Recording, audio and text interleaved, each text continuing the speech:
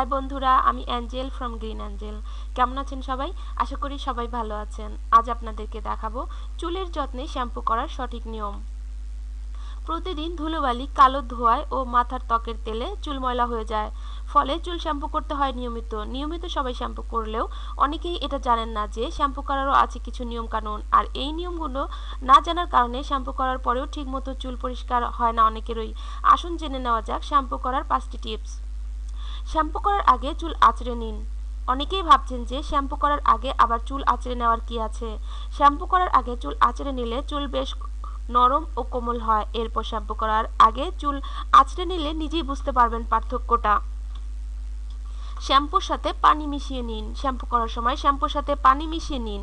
এরপর সেটাকে মাথায় দিয়ে ভালো করে ঘষুন। শ্যাম্পুর সাথে পানি মিশিয়ে নিলে শ্যাম্পুর ক্ষতিকর কেমিক্যাল চুলের ক্ষতি কম করে এবং প্রচুর ফেনা তৈরি হয় বলে চুল ভালো করে পরিষ্কার হয়।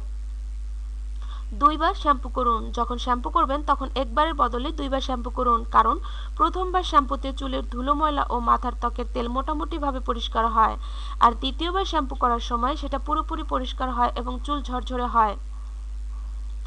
হালকা গরম ও ঠান্ডা পানির ব্যবহার। চুলে শ্যাম্পু করার আগে চুল খুব হালকা গরম পানি দিয়ে একবার ধুয়ে নিন। এরপর চুল শ্যাম্পু করে ঠান্ডা পানি দিয়ে চুল ধুয়ে ফেলুন। চুল ধোয়ার সময় কখনোই গরম পানি ব্যবহার করা উচিত না।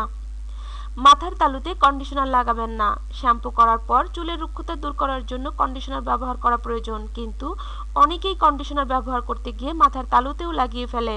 মাথার তালুতে কন্ডিশনার লাগিয়ে ফেললে চুলের তৈলাক্ত ভাব বেড়ে যায়।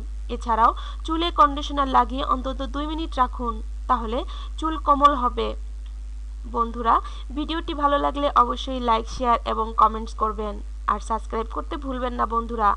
এতক্ষণ আমাদের সাথে থাকার জন্য অসংখ্য ধন্যবাদ। ভালো থাকবেন সবাই।